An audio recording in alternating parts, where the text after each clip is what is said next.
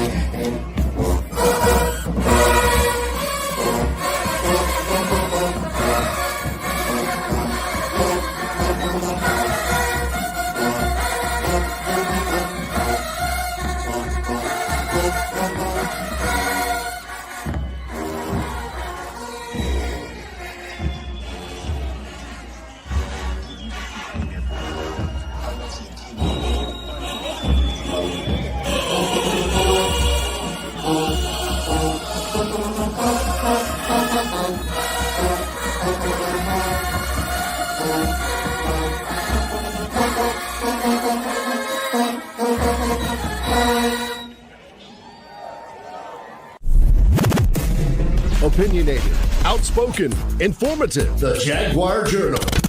Your source for the latest information on Southern University sports and SWAC athletics. A Baton Rouge sports talk tradition.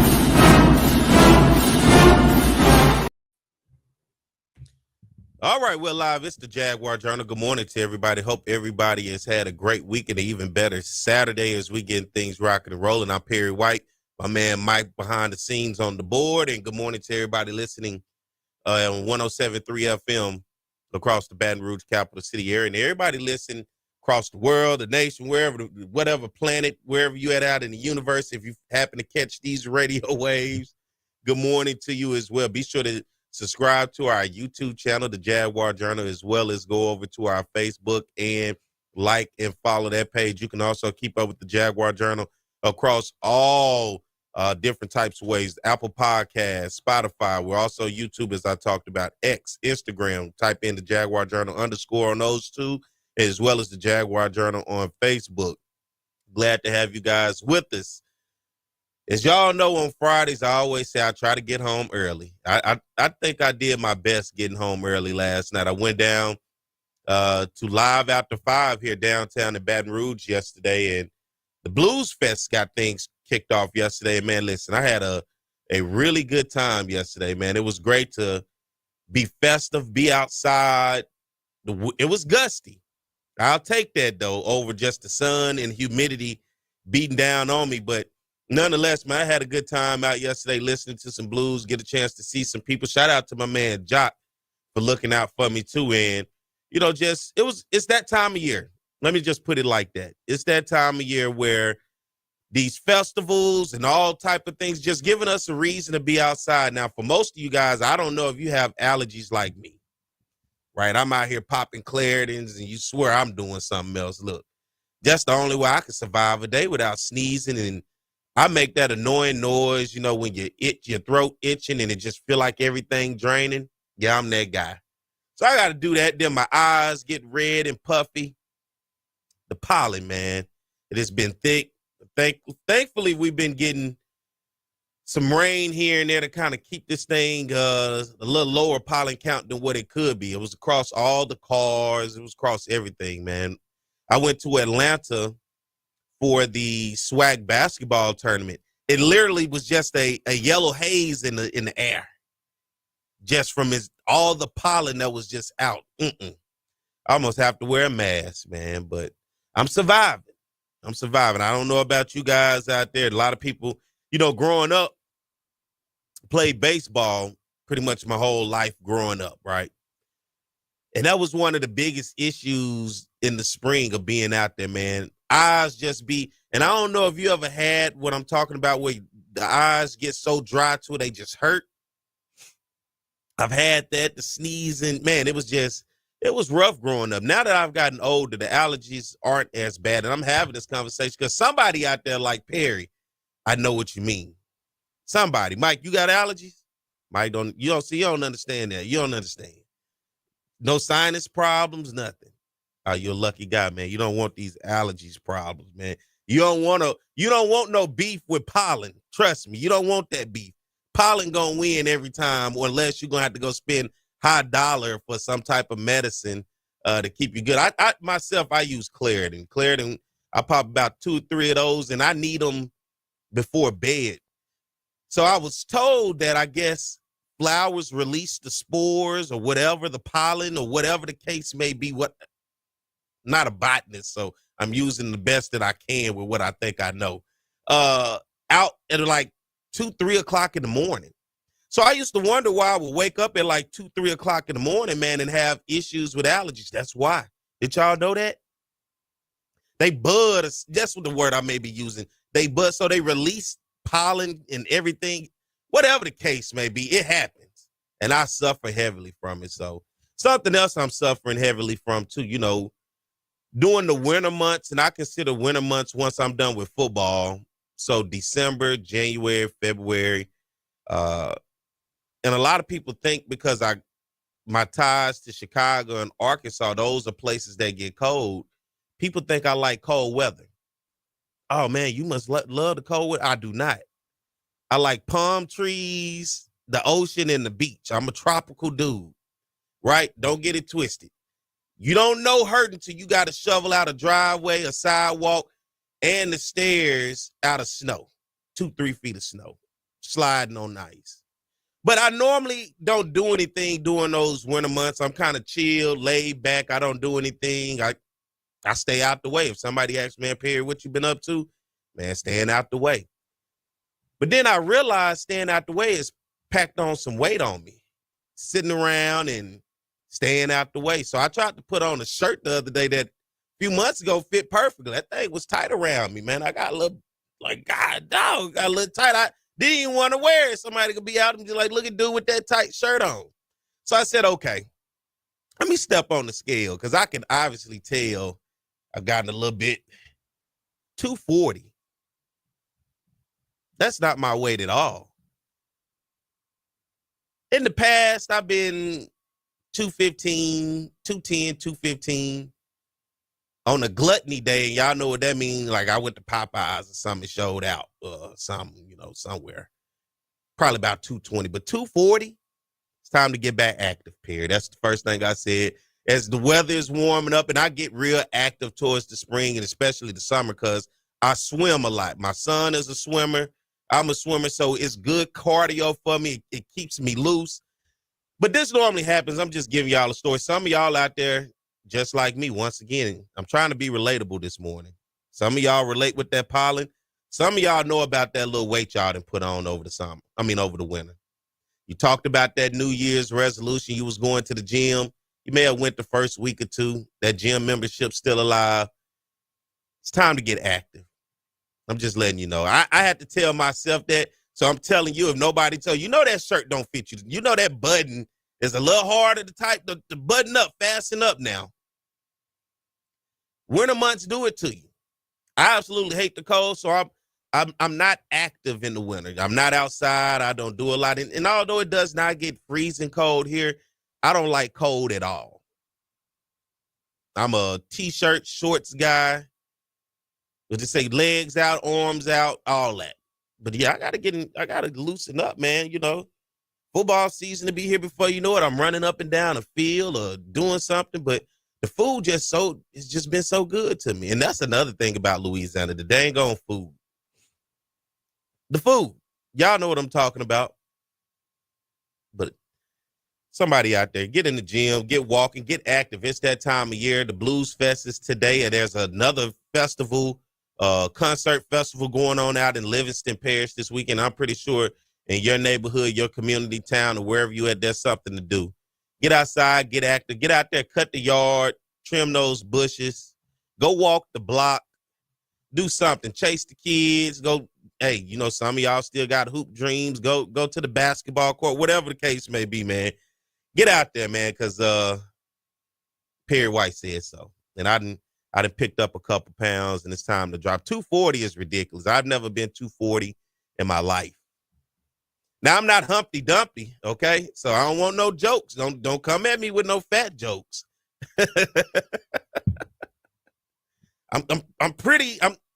I'm not the biggest guy because I'm not tall. You know, I used to pray, please bless me to be 6'4". They used to call me Lil Perry, so I was short for years. I was, you know, probably about 5'3". Then I just sprouted up. Now I'm about 5'11". But I'm pretty solid, okay? Pretty solid. But I got to get it in shape. Y'all got to get it in shape too. So good morning to everybody out there listening this morning. You just listening to me just saying it's time for y'all to get in shape and take those allergy medicine because that pollen is high out there. And be careful with this weather going on. I know Arkansas and across some of the, as they call the Mid-South, has been getting hammered with tornadoes and severe thunderstorms. And it's going into today. I think we're going to have some weather here in the Baton Rouge area in South Louisiana starting later tonight, headed into tomorrow. So if you get a chance to get outside today, do it. If you got a chance to do some yard work or whatever, I recommend you go ahead and get it done today as the weather would be starting to change as of tomorrow going into tonight. So let's get ready to take a break. We'll come back on the other side. We'll continue the conversation. You guys stay tuned. We'll be back. More of the Jaguar Journal.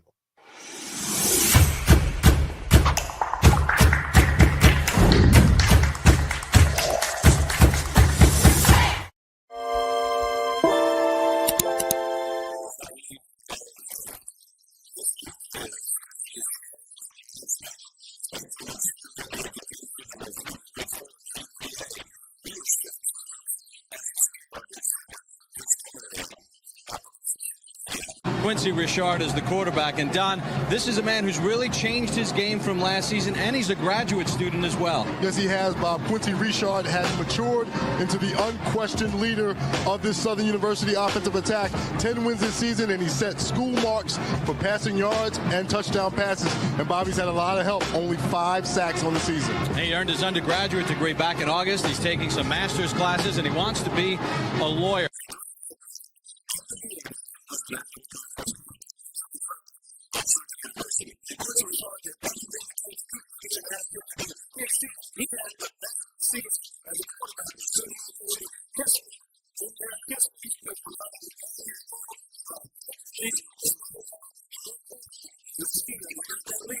Here's Richard looking in the end zone. Has a man there. Touchdown, Southern University. Play clock down to 3. Richard gets it off over the middle. Touchdown! Holmes goes in motion and comes set on a 1st and 10. Richard completes it. That's Ard. Ard down the sideline. He could go. And finally pushed out of bounds. Richard's run for 10 touchdowns this season. He's going to keep it.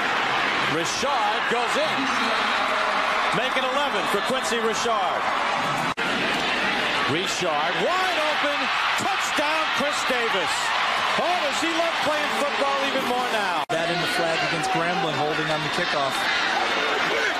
Richard looking deep, and it's a touchdown.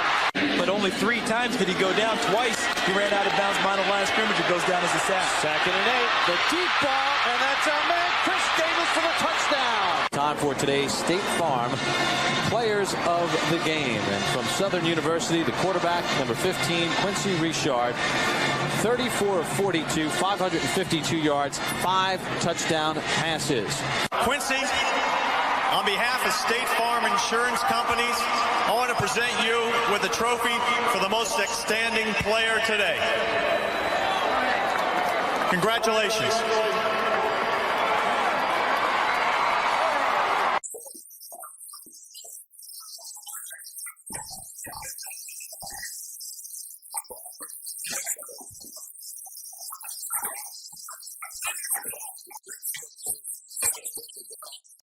All right, we're back. It's the Jaguar Journal. Good morning to everybody. Hope everybody's having a great morning as we get ready to get things rocking and rolling here on the show. Happy birthday if you got a birthday. I'm sure a lot of you guys fell for some April Fool's jokes on the first. I tend to not really play them games. Don't come at me with no April Fool's, nothing, all right? I don't do all that playing. Let's talk some baseball this morning. And I play about some baseball, all right? Let's talk some baseball. Going all the way back to some of the midweek games this week. Let's go back to Tuesday right now. Go around the SWAC. Couple teams, give you some updates of what's going on. Texas Southern was at home against Houston Tullisons, whatever. 16-1. Texas Southern won the game. Alabama A&M at home on the road against UT Martin. UT Martin with a victory, 16-2 over Alabama A&M. Mississippi Valley with a big victory over Russ College at home, 15-9. Jackson State on the road taking on SEC Ole Miss, 18-7. Ole Miss with the victory. How about Bethune-Cookman in a close one against South Florida down in Tampa, 9-7. South Florida closes that thing out. How about UAPB going on the road, taking on Missouri up in Columbia, Missouri, taking on Coach Carrick Jackson and his Missouri team. Big one in this one. You would have thought it was a football game. 25-10, 25 runs for Missouri, 10 for the Golden Lions of Pine Bluff, 25-10 final score. Alabama State in the hard-fought win against Jacksonville State. Alabama State falls at home 12-6. McNeese holds it down at home against Alcorn State. McNeese wins 21-3. Grambling going on the road, taking on the number 2 team in the nation, the University of Arkansas, the Razorbacks. They played this game up in Little Rock. You know, sometimes the Razorbacks move around the state, get an opportunity for fans other than up in Northwest Arkansas and Fayetteville, get them an opportunity to see the team. And Grambling goes up to Little Rock in a tough one. 7-4 was the final as the Razorbacks got past Grambling. And then, of course, Southern taking on UNO down in New Orleans, man. It was a tough one for Southern. 20-9 was the final score in that one. And then we move on here to the weekend series as we get into the weekend. And Texas Southern and Alcorn in game 1. Texas Southern gets the victory on the road, 5-1. How about Grambling and Southern in a tough one? 12-10 the final for Grambling over Southern. Grambling, I mean, I saw a video that's floating around on social media of a home run. I mean, the Grambling fans have really seemed like they shown up at Lee Hines Field for the weekend series. Then you go on and move in, and that was Thursday. So then we move on until yesterday. Texas Southern gets the victory in game 2, 10-5 over Alcorn. Prairie View and Pine Bluff, I'm not sure what's going on with that series. I know some inclement weather has passed through. They may have postponed some things. I continue to try to find that out. But that series is up in Pine Bluff, Arkansas, and I do know that they have been dealing with weather. Storm after storm after storm has been rolling through Arkansas. How about Jackson State and Florida A&M? Jackson State going on the road. 7-3 final score in game 1. Florida A&M gets it done. And Texas Southern closes it out against Alcorn 20-9 in that series. We got a battle of the Alabama schools. Game 1, Alabama State 11. Alabama A&M 1. The final over in game 1 in Montgomery. Bethune-Cookman taking on Mississippi Valley. Bethune-Cookman, the home team. Valley having to go over to Bethune. I think also Bethune may be playing at a neutral site. They're playing at some stadium. I saw something was going on with the stadium that they were in. But nonetheless, the Wildcats get the victory over the Delta Devils 13-3. That's Bethune-Cookman over Mississippi Valley. And then Grambling and Southern in game 2 went to 10 in, and Southern pulled it out. And what you would have thought was the Bayou Classic.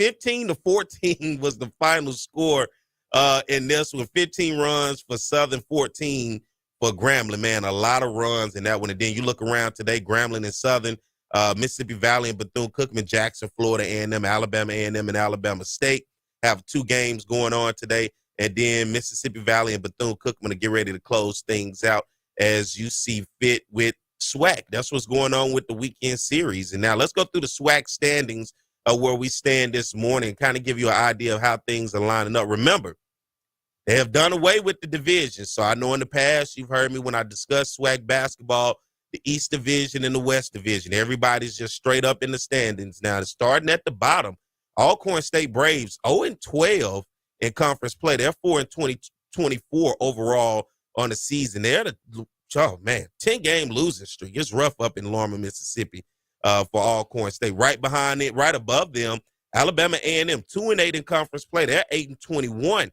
overall on the season, riding a 5-game losing streak. Right above them, the Golden Lions of UAPB. How about UAPB? 3-6 in conference play with their first-year head coach. They're 5-25 overall on the season. They're also, like Alabama A&M, riding a 5-game losing streak. It is tough at the bottom of the SWAC. My man, God. This Southern was right there, and with 3 teams away from the bottom at 4-7 in conference play, 11-17 overall. They got the victory in game 2 yesterday against Grambling Valley. 4-6 in conference play, 9-11 overall. Jackson State 4-6 in conference play, 16-12 overall on the season, riding a 2-game losing streak. How about Prairie View? They're 4-5 in conference play, 8-23 overall. They're currently riding a 6-game losing streak. Man, SWAC baseball gonna have to get better. I'm realizing as I'm going, I'm giving you a lot of below 500. Let's keep it going. Grambling State, Southern's opponent this weekend in the series. They're 7-4 in conference play, 11-18 overall on the season. Then here we go. Alabama State, 7-3 in conference play. They're 14-17 on the season overall. And then Bethune-Cookman. How about Bethune-Cookman? The Florida schools have done very well since joining the SWAC and coming out of the MEAC. They have been right there at the top of the conference and competing in the SWAC tournament. Bethune-Cookman is 8-2 in conference play. They're 15-15. They're right at 500 on the season. Then you have Texas Southern, who's 10-2, 16-17 overall. They're riding a 7-game win streak right now over at Texas Southern. And then right now, who's the best team in the conference? Florida A&M Rattlers. They're 9-1 in conference play, 16-14 overall. I mean, Grambling, Bama State, Bethune, Texas Southern, Florida A&M. 1, 2, 3, 4, 5, 6 teams, 5 teams with winning conference records. Everybody else kind of just hovering around 4 wins and a bunch of losses and losing streaks. Yeah, SWAC, we gotta invest in our baseball. We gotta do a little bit better there. I know we go football heavy, right? And then we throw basketball in there as well. But we got to invest in our baseball, too. We can't forget about our baseball. We got to improve our overall. 0-12, 2-8, 3-6, 4-7, 4-6, 4-6, 4-5. Yeah, I'll leave it at that. We got to improve that. And I'll talk more about improving that because on the other side, not about 3 more minutes, we'll take a break. I'm going to talk about NIL because NIL matters, and especially as I'm talking about the investment into your athletics and the whole new world out there in terms of how we look at athletics and how we look at athletes now. The days of offering a guy a scholarship or a young lady a scholarship and saying, hey, do your best and come support and rally around us and play for us with the brand on them days over with. It's over with. You'll get some of them like that. Those days over with, but I'm saying that the same way in terms of investing. You heard me have the conversation with Coach Crenshaw as well as Coach Carrick Jackson. 2 totally different spaces now because Coach Jackson is up in Missouri in the SEC, which the SEC is the best baseball conference, hands down, no doubt about it, in the nation. Everybody's almost in the top 25. Missouri is one of those teams that's struggling on that end. But then talking to Coach Crenshaw on the southern end in terms of the lack of funding. We use the low resource institution. We have to be able to put some money into these programs, especially if you want to see these programs continue to build and become successful. Right now, these programs are struggling, and you factor in NIL. It's hard to keep a guy, especially a guy that goes off and have a great season and somebody that you want to build a program off of, but you're unable to do it because the next year he's shopping himself around, and trust me, there's a market out there to be shopped.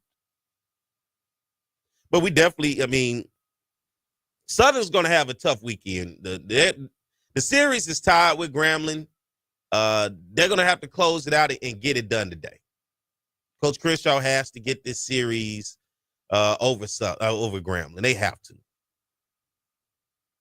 The Grambling fans, I've been watching the videos. They showing up. Y'all letting them show up in Lee Hines Field acting like that in our house? Can't let them folks act like that in our house. Not Grambling. Not Grambling.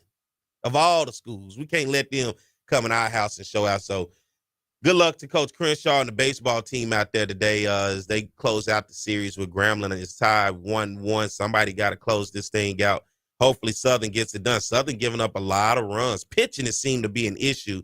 And talking to Coach Crenshaw, he talked about that. Southern's going to have to get better on the pitching end. They have to get some depth, and they're going to have to work on development of their pitchers because right now everybody's hitting it all over the place on it. So let's get ready to take a break, everybody. When I come back on the other end, I'll be able to talk to you guys about NIL and have a discussion with me. If you got anything to talk to me about, 225-499-1073. If you got any discussions in terms of NIL, your thoughts on it, how it works, what you see the future of it being, how can it affect Southern, the SWAC, and many other schools, you can call in and talk to me. 225-499-1073 is the number. A little bit later in the show, we're going to have Coach Terrence Graves at 8 o'clock at the top of the hour. He's going to talk to us about the football team, spring football. I had an opportunity to get out there this week and check them out. So Coach Graves will talk to us about that. And then a little later in the show, we'll talk to Southern University head women's basketball coach Carlos Funches, who has been all over the place, since this team has made it to the NCAA tournament. But I finally got a chance to catch up with him with his busy schedule. So he'll be able to be here on the show as well today and talk to him about the program moving forward and what he's getting into this weekend doing Final Four. So you guys stay tuned. We'll be back. More of the Jaguar Journal.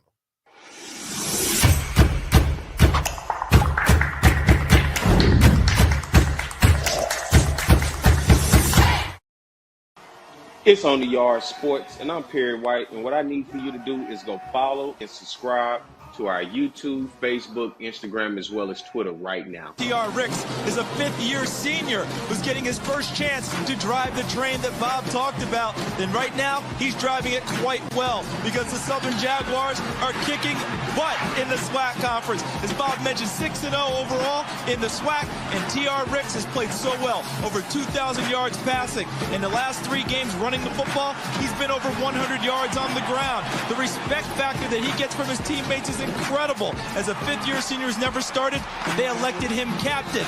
And the numbers he has put up are represented on your screen. 27 total touchdowns on the offense, a pass percentage of nearly 60%. He could be the SWAC Player of the Year on the offensive side.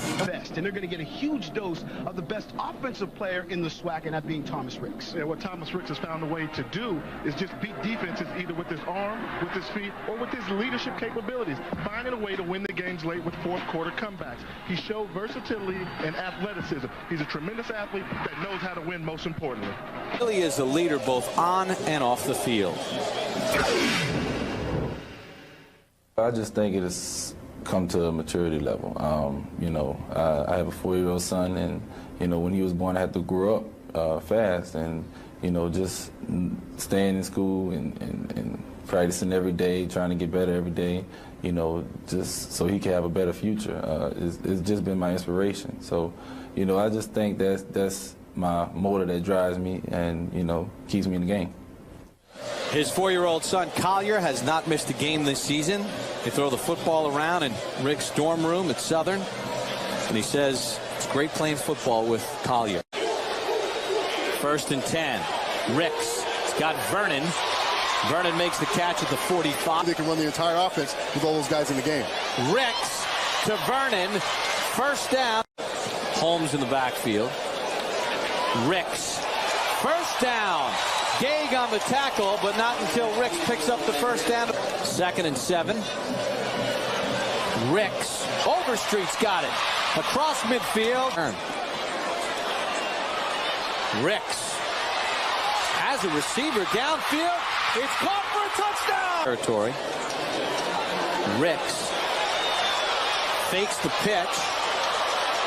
Gets inside the 15. He's in the type of young men that represent his philosophy in life and in football. Ricks in a shotgun. He's going to run it out to the 10. And 2nd and 11 after the holding penalty. Sidearm toss. And a nice catch. Ricks on the 1st and 10. White. Mike, you ain't give me no countdown right there, man. Just hope everybody's having a good morning listening to us on 107.3 FM across the Baton Rouge capital city area, and everybody listening out there on YouTube and Facebook or whatever you're listening to us on. We're on Apple Podcasts. We're on Spotify, YouTube, the Jaguar Journal. Hit that subscribe button on our Jaguar Journal YouTube channel. Also on X and Instagram at the Jaguar Journal _. And then on Facebook, Jaguar Journal. Hit that like and follow button on there. And then across everywhere else, just, you can find us. Just click that link tree and it'll take you wherever you want to go. You can keep up with me too on the On the Yard Network. I'm venturing off into some SEC baseball. So I know a lot of you guys may not be big baseball fans like that, but there's a market out there for it. So I'm venturing off into SEC baseball. Me and my man, Zach McKennell, we had just headed into week 4. We started with SEC series play once they got into conference play. And so that's what I'm on now. So if you want to keep up with that and what we're doing with some SEC baseball, you go to my On the Yard Network. It's on YouTube. Hit the subscribe button there, or on Facebook. We do a live on Mondays at 10 a.m. covering SEC baseball and some of the top programs across the country. So I get a little bit more in depth. How about a lot more when it comes to that? And one thing I noticed, man, the information is out there. I can get a lot more information. I say that conversation for another day, but it's a little bit easier to discuss with the type of information that I have in front of me with the stats and so much more. But if you're into that, if you're out there listening, you want to keep up with SEC baseball, get an in-depth analysis of what's going on, you can follow my On the Yard Network pages and be able to do that. So as I get ready to continue the show today, thank you everybody that's out there listening this morning. Good morning to you this Saturday morning. Blues Fest is going to continue here in Baton Rouge. I was out there yesterday having a good time, man. Look, it was great to be outside. It's that time of year. And now as I talk about that time of year, the conversation I was having before we got the break, I'm looking at baseball. Well, of course, we know football is underway with spring football, but talking about NIL. NIL is one of those situations where I think a lot of people, what I'm starting to realize, people don't truly understand what this NIL collective is for student athletes and what it looks like and how it's supposed to go and how does it work. Right? The initial idea when NIL came out, and we thought of course, the name, image, and likeness, that we were going to look at it in a situation that companies, businesses, whatever else, we're going to partner with athletes. Cut them a check.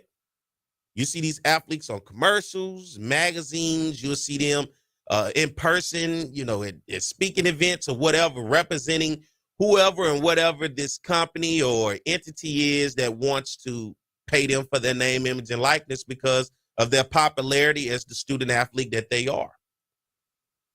But it is not quite set up in that way. Yes, it is still considered name, image, and likeness, but image, and likeness. But you're looking more at now a collective. Ain't necessarily a business. It's a group of collective people putting in money, a pot, sort of say. And we got to be able to take that pot serious because on our level, which is already low resource institution, and I'm speaking of Southern, and let's talk, I just want to keep it in the SWAC. And I want to be able to put it to you because it almost makes me, how should I say this? I'm almost against it in a way, but I'm not, because I understand the survival of athletics. But we already struggle in areas with money anyway. Financially, being able to then put up money for student athletes in areas which we have to fundraise, we have to go out and, well, we just had Jagathon, right? You got to make calls. You got to send out letters and emails. We're already struggling in one sense in terms of finance. And now we just picked up a whole new burden of having to go find more money to pay student athletes, especially the good ones, to keep them. Because we want to win championships. Well, let me take that back. We want to win conference championships. Because I always try to get people to understand, but people get stopped at that conference championship. We literally compete for national championships in every sport but football. Every sport on that campus, on any campus in the SWAC, can go play for a national championship outside of our football programs who play for the imaginary HBCU national championship at the Celebration Bowl. You just say you're the Celebration Bowl champ, but now we throw that all in HBCU national champion. But it's hard out here for a pimp, as they say. You seen Hustle and Flow. If you haven't, go listen, go watch. It's hard to make that money for the rent. It is hard to raise money and keep student athletes to be a part of your program and being able to find success year in and year out. You know why? That player comes to your program, let's say a Southern, has a great year. Let's just say we throwing them $50,000. I'm just throwing a number out there, right? Your favorite player. Let's just say we giving them $50,000. Thank you for playing for Southern. What can I do if Louisiana Tech say, hey, I got $100,000 for you? Then you see we have to go raise 50 more thousand all of a sudden on top of a little change on top of that to try to keep a student athlete around. And for the most part, we just may lose that guy. And it makes it tough in this world. I take Giovanni Gibson, prime example, at UAPB, kid from Opelousas, Louisiana. Wasn't highly recruited. Told the story before, I tell it again. Went to Division II, University of Arkansas, Monticello. Moved up, went to Division I, FCS, University of Arkansas, Pine Bluff. Has a great season considering Pine Bluff as a whole was not good this year. And guess where he's at now? He's at the University of Oklahoma. He's a Sooner now. You better believe the bag was thrown at him. How can Pine Bluff compete? They can't. How come any of us compete? We can't. Let's go to the phone lines real quick. I think we got Chuck on. Good morning, Chuck. How you doing, man? Good morning. Somebody bring up 3-6 Mafia. Yeah, they won an Academy Award for best soundtrack off of that track. Yeah, they won an Academy Award, and I remember they performed. People were, they all dressed. They didn't know who they were coming out of Memphis on the stage, and yeah, they won the Academy that year. And what you were just talking about with NIL, it's quite interesting. And by the way, they showed yesterday that was from last weekend. Grambling had their spring football game, and they talked to Mickey Joseph, and he talked to what you were talking about NIL. No, I mean, he you had to remember he played quarterback at University of Nebraska. We know the story about Nebraska up there in Lincoln. What kind of money is there with that program? And but this is where you have to be. Sometimes I know there are those that get in their way of thinking, oh yeah, go and get such from the high school. It's just like down there. You're not gonna go and you're not gonna see that anymore. Going into McKinley, Capital, Southern Labs, Scotlandville, and any of these other schools. I'm just say Broadmoor anyway. That's not going to happen anymore. They're having to go the route of having to. There's a lot of them right here in Monroe. The guys that like great basketball players. Young man at Watson just won a state. Watson and Richwood won a state championship with guy Zion Weeks. Weeks is a great ball player. He was the MVP of the state championship. But the thing about it, I think Weeks is, Pratt Community College. I think he signed to Pratt Community College. He had to go that route, and someone would have to look at it and see what he can do. And I'm telling you, Zion can play. But the thing about it, he had to go that route, and hopefully someone will see his skills. Yeah, man, and thank you for the call, Chuck, man. Good to hear from you. All right, it's always great hearing from you, and I'm going to leave this with you. Think about what's happening with Olivia Miles now at Notre Dame. This thing has gotten heat with a transfer portal. Yeah, it has. Thank you, Chuck. All right, you all take care. All right. And that's the other thing we talk about, the transfer portal. That's what I'm talking about with NIL. This is a real game that we got to understand how to play. And we can't sit to the sidelines because in this day and age, and listen, it won't be too long before, and I think that's why when you look at college basketball, look at the NCAA tournament this year.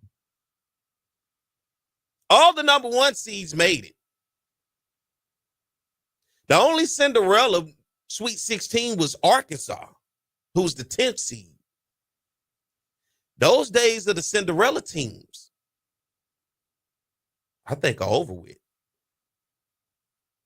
You'll have a team come in, and even if they have a successful year, you'll look up the next year, that whole team is going to be gone. Everybody's going to come pick off that team if they're at a smaller school. You won't even have that team return anymore. And even looking on the football side of things, I think we're going to see, that was the reason it was Division I and 1A and Division I AA. And then when you got the Division I, of course, you got your big schools and you had your lower tier schools. Now they call it the Power Four and then the Group of Five. In all honesty, I don't think it'll be too much longer before a Group of Five is just in a whole nother division within themselves. They are not competing and playing the same game as the Power Four. Louisiana Tech and UL are not playing the same game as LSU. But Louisiana Tech and UL playing a bigger game than Southern and Grambling and McNeese and the rest of them. And there's a drastic drop-off from LSU to Louisiana Tech. Then there's another drastic drop-off from Louisiana Tech to Southern. And when I speak of drop-off, I'm speaking of in terms of money. I'm talking about complete drop-off when it comes to money. But now we have to think in a whole new realm if we want athletic success. That's from the athletic directors. That's from the boosters. That's from the administrator. That's from you, the fan. Saying I'm buying tickets in a season ticket, that don't fly anymore. It won't fly anymore. Especially if a team does have success like Southern and whatever the sport and makes it to a championship, wins a conference championship. It's going to make it tough to retain those players. I want this to be put into your head to understand the realm that we are going into, because I think we want to we think it's the old days. Yes, do a lot with nothing. Those days do not exist anymore. We're almost a JUCO at this point. And when I say JUCO, I'm talking about in terms of athletics. You're basically a spot where a guy's going to come for 1 or 2 years, and if he's good, if he's a standout, that's all you're going to have with him. You're lucky to get 2. But those years of having talented teams, bringing in a guy, and you're keeping him for 3-4 years, like a Danny Johnson, I always talk about that. No way we keep a Danny Johnson in 2025. Now, Danny's love for Southern, look, I can't speak. The love and whatever bag we would have to give him in today's time. But you better believe, and I'm using that as an example because there are going to be other names like a Danny Johnson that are going to emerge from this football program. And not just the football program, from other programs. Baseball lost some people to the transfer portal. Basketball is probably going to lose some guys to the transfer portal. And they're not just hitting the transfer portal because I feel I can go here and play and win more. They simply hitting the transfer portal because the money. If I offer a basketball guy $25,000 and another school comes and say I have $70,000, do you blame him for dipping to go get that $70,000? Do you blame him? I don't, because that's the age that we live in. Everybody's not going to go pro. Get it while you can. And we got to understand that if we want to at least keep up. I'm not saying keep up because once again, I told you how big of the drastic drop-off. There's tiers and levels to this. But at some point, we got to come up with a mindset of what works for a collective and what that looks like for us on our level to go out and get talent and retain talent. Just saying I want to go play for Southern University, some guys it does work. For a lot of them, it don't. It's a new day and age. Kids are not playing for the names on the front of the jerseys anymore. They're playing for the names on the back of the jersey, which is typically their last name and who they are. That's what they're playing for now.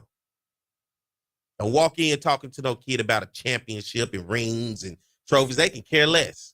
If we win that, of course. But they want to know, Coach, how much money can you offer me? And that sounds good, but the other school offered me about $20,000, $30,000 more, Coach. that's hard for me to turn down right now. And what does coach do? He gonna call us? Hey man, I need to get another 30,000 to get this kid, man. I think if we get this kid, he can win a championship. We can win one here. It's type of conversations we got to start to have, on the type of understanding we have to have of what this new world looks like, what NIL, what collectives. We can't sit around running our mouth on social media no more saying, well, the coach, man, these coaches got it hard now. It is a tough game that these coaches are playing. And I'm going to have that conversation, of course, with Coach Funches and Coach Graves when they come on the next hour. But it is a new game. It is a tough world that we live in the world of athletics. And if you don't have that support behind you of being able to keep players or even pay a player to come in, and of course, you know, we're going to still survive off the high school guys. That's when I speak of the JUCO. Those high school guys, if you can get some talent that got overlooked and he comes to be a part of your program freshman and sophomore year, by his sophomore year, if his trajectory is looking like he's going upward, trust me, he's going to most likely end up somewhere other than the school that initially recruited him and brought him in and gave him a scholarship. I got to get ready to pay some bills myself. I'm talking about collective. Let's pay some bills and take a break, guys. I'll be right back. Close out this hour before we get to the top of the hour. Stay tuned more to Jaguar Journal.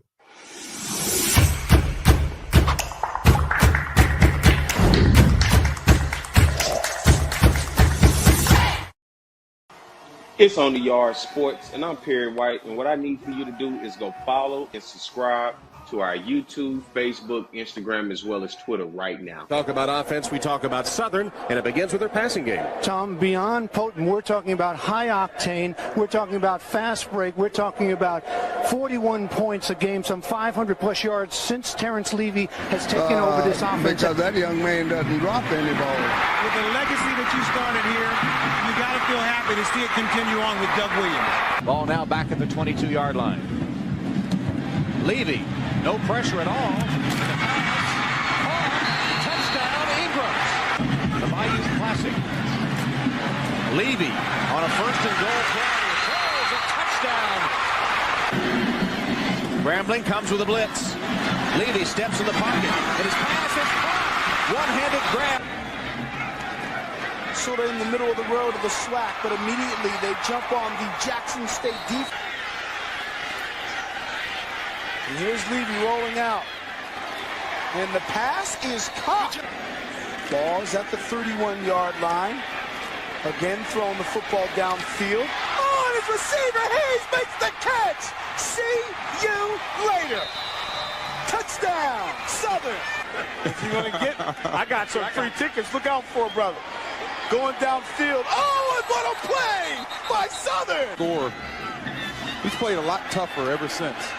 And this is a free play for Southern. 2nd and 15. It's a free play. Levy completes his pass. It's a free play. Oh, and he's still up. It's a free play. Hayes is going to continue running inside the 10, the 5. Unbelievable Michael Hayes. 3rd down. And 23 for a first. Levy over the middle. Nice pass that time. 2nd and 20. Levy doesn't have to get it all, but he's going to have to pick up some yards. Here he is throwing. Nice catch made. The receiver, Michael Hayes. There he goes. Hayes makes the catch. Hayes still on his feet. Hayes looking for blocking. Hayes trying to find a hole. Hayes is still on his feet. He alley-oops. He's inside the 15 and drawn out a foul.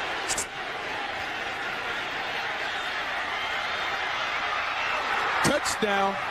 The backfield. Plenty of time for Levy across the middle. Has his man at the 15. You know, I don't know if you want to break the spirit of Terrence Levy or not. Here he wings one wide open down the middle and a one-handed grab made. The way. 3rd down and 4. And here's Lewis off the catch. Lewis still on his feet. And Lewis is streaking down the sideline. Touchdown. So they move back 5. All right, we're back. It's the Jaguar Journal. Good morning to everybody. Glad to have you guys with us. I'm Perry White. Everybody out there listening on 107.3 FM. Glad to have you guys and everybody out there listening across the world on our YouTube and on our Facebook. I'm looking at the comments. Someone asked Franklin K. said, do you think it's best for HBCU sports to just go heavy high schools just to have a chance to keeping a team together? You can go heavy on high school all you want because you ain't going to be able to afford all that good talent that you're looking at in that transfer portal. You can sit back all you want looking in that computer and hey, this kid fit this, and then call that kid, reach out to that kid and watch what money that kid start to talk about. Now, on the other side, getting the high school kids work, but what you're doing then is creating that very pipeline that we see what's happening in the transfer portal. You'll get the kid out of high school. He'll come into your program for a year or two, get opportunities to play. If he's good, by his sophomore year, he'll dip out your program. That's why I use the term junior college. This is what we used to see happen in the junior college ranks.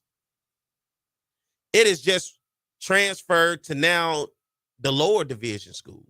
I mean, it's happening on the bigger schools too, but I'm just saying the transfer portal is happening all over the place. But when you got money, the transfer portal is your playground.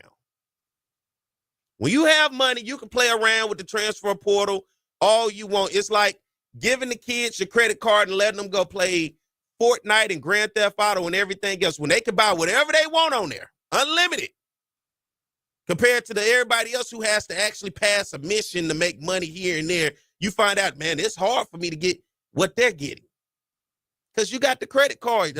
You can do what you want. It's unlimited. It's open. But there's a difference.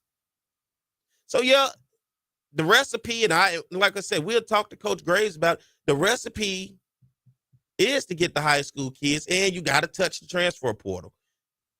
You got to get what you can afford, and that's what you're going to get out of the transfer portal. Now, everybody ain't worth what they say. Then you'll have some guys who probably fell into some trouble somewhere, moved around because of some issues. Then it comes to, okay, he's talented, but does he fit our locker room? Does he fit the mold of the culture that we're building here? Because once what I heard growing up, everything that glitter is not gold. That's the other tricky thing. All of this is just a new realm of a new headache of new problems that we have to figure out and get a better understanding so we can be able to at least get a lock on what direction do we need to move in and what does it look like to consistently have whatever the budget is that we're looking at in terms of NIL, partnering with businesses around Baton Rouge, the state, nationally, wherever the case may be, as well as bringing in a collector from boosters and figuring out what does success and what does it look like to sustain success and how much and how long can we sustain this on our level where the resources are already limited and there's a ton of other things that need money as well, including facilities, including coaches. It's just one more headache. It ain't even one more. It's just a lot more to have to deal with. All right, let's get ready to take a break. We're going to the top of the hour. I'm good for a break, Mike.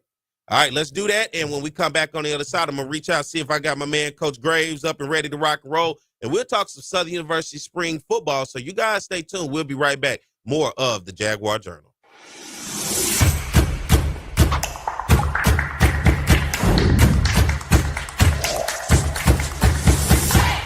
Quarter with Jackson State leading 10-3. Ball's at the 31-yard line. Again, throwing the football downfield. Oh, and his receiver, Hayes makes the catch. See you later. Touchdown, Southern. And every time you think Southern struggles, they come back, they make a play. They've done it all year long. Kick is up. Kick is good. Second down and a yard to go. Again, they give it to Lewis. Lewis finds room. Lewis still on his feet. Lewis making a move to the outside. He's inside the 25, the 10, the 5. What a run by Ryan Lewis. 69-yard run for Ryan Lewis. And how about this? Kicks up. Kicks good. halftime, George Johnson along with Charles Mann. Southern trailed in this football game 10-7. Then they reel off 14 straight points, and they do it with the big plays. And that's something that we didn't think would happen, at least from Southern's perspective. They've been able to methodically go down the field on people and win ball games, not the big plays. You saw the big play by Ryan Lewis running 69 yards, the nice throw by Terrence Levy. This is something that I don't think Jackson State thought they would see in Southern either, and they go into halftime down by 7 points. Jackson State came in the best defense out of the SWAC. And if you take a look at the highlights, you will see that this club, and I'm talking about Southern, was really able to capitalize on a couple of miscues, and the big plays are the result of it. And this is Daniel Guy with a nice stiff arm to Bradley Pittman there. And he runs that ball 36 yards inside for a touchdown, makes it 7-3. And then Terrence Levy, quarterbacking, throws a big bomb to Michael Hayes, who gets by Rashard Anderson and waltzes into the end zone for a 69-yard reception. And then the big run by Ryan Lewis, a scat back for Southern, races 69 yards for the score. And that's where it stands right now, 17-10. Southern is on top. Passing leaders in the conference, Lionel Hayes from Grambling, your top passer. Washington second, but he's intercepted right there. This time the inside handoff, and the ball was dropped to Tommy Head. Here's Taylor in the pocket, looking downfield and looking for Leroy Fields, and this one looks intercepted, and it is. He's played a lot tougher ever since. And this is a free play for Southern. 2nd and 15. It's a free play. Levy completes his pass. It's a free play. Oh, and he's still up. It's a free play. Hayes is going to continue running inside the 10, the 5. Unbelievable Michael Hayes. Hayes now with 187 yards receiving. 169-yard touchdown, 181-yard touchdown. And Southern's came up with all the big plays. They lead by 14. And that one is intercepted by Darden. Darden looking for some room, and Guyan will finally drag him down. But we start the 4th right after this. 2nd down and 20 after the penalty. Oh, he's got a man wide open. Going into the corner. Touchdown! Reynolds attempting the point after. It's good. A 32-yard field goal. Kick is up. Kick is good. This is a great football game. We knew it would be, though. And Torrey Thigpen got us out of our seats. And this is the punt return by Torrey Thigpen. We were just talking about we haven't seen him. He breaks 2 tackles and runs up the sideline. He has great blocking, but gets pushed out of bounds on about the 1-yard line. And touchdown Jackson State. The game is a game of momentum swings. Snap is good. The kick is up. On driver. Yes, sir. The ball up to the big receiver, Michael Hayes. There he goes. Hayes makes the catch. Hayes still on his feet. Hayes looking for blocking. Hayes trying to find a hole. Hayes is still on his feet. He alley-oops. He's inside the 15 and drawn out of bounds at the 10-yard line. An I formation. Oh! Fumble Levy. He kicks it and falls on top of it. All right, we're back. It's the Jaguar Journal. Good morning to everybody. I'm Perry White. Good morning to everybody out there listening on Talk 107.3 FM across the Baton Rouge capital city area. Good to have you guys with us on radio, and everybody else watching us on live across the world on our YouTube as well as on our Facebook. Good morning. Glad to have you guys. Also, be sure to hit that subscribe button on our YouTube channel and go like and follow us on our Facebook page. Both of those are streaming right now. You can also find us. We're on Apple Podcasts and Spotify. Just type in the Jaguar Journal, as well as X and Instagram, Jaguar Journal _. We're active on all of those. You can go back and listen to the show. If you missed it, you missed any part of it or any previous shows, you're able to go back and check us out right there. And as we continue to keep the show going today, very special guest here on the show. He's the head man in Jaguar land over the Southern University football team. Welcome to the show this morning, my man, Coach Terrence Graves. Good morning, Coach Graves. Good morning, Perry. How are you? I'm doing good, man. How about yourself? I'm doing well. Can't complain. Hard at work. It is spring football, and trust me, You know, the football fans, anywhere I go constantly, they think I'm right there on your hip everywhere. Man, what the Jaguars looking like? How is this? How is that? I said, man, you got to let Coach go to work. And, Coach, you've been going to work, man, coming into the spring and coming out of the fall. We won the SWAC Western Division title. We make it to the championship. We come up short. But in year one, what did you learn and what did you see from this team of something to build off of going into year two? Well, we have a great core of young men who are all in. That's one of our mantras that we always talk about. We have a great core group of young men who are all in into what we're doing here at Southern University in terms of on, off the field, and in the community. And so last year really showed us that we trending in the right direction. And so we're just going to build on the success we had last year. We added some new pieces and added some pieces, and we're going to continue to build and go forward in quest of winning championships. Let me ask you this, Coach. You know, what did you learn your first year as a head football coach? You've been around the profession a long time, but your first year as a Division I football head coach, what did you learn about yourself when it came to just program building, game management, those types of things, you know, that typically when a coordinator or a position coach, you know, there's not much of your responsibility, but when you're the man that sits in the big chair, it all comes to you. What did you learn and what ways did you figure things out as you continued on your journey in year one? Well, the first thing that one of the biggest things that I got out of it was when it's confirmation. It's a lot of confirmation of being prepared. Experience is definitely important, and the only way you get experience is having the opportunity. And I'm grateful that Southern University allowed me the opportunity to be a head football coach, and preparation.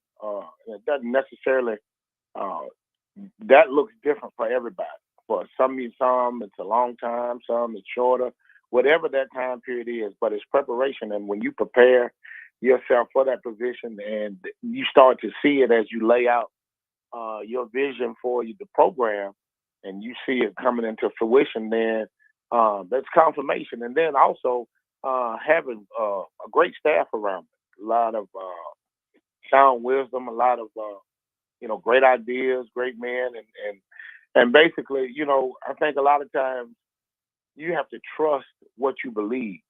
And, a lot of times when you're an assistant or coordinator, you may say, well, when I sit in the seat, I'm going to do X, Y, and Z. I'm going to do this, I'm going to do that. And then you get in the seat and all of a sudden you change from what you said you were going to do. No, I mean, you got to go with what you believe. And then you make the changes based off of what you believe. Everything starts with the foundation. And, I had a foundation. I got a solid foundation because just like I tell the players, I tell everybody, you don't build a house roof down, you build it foundation up.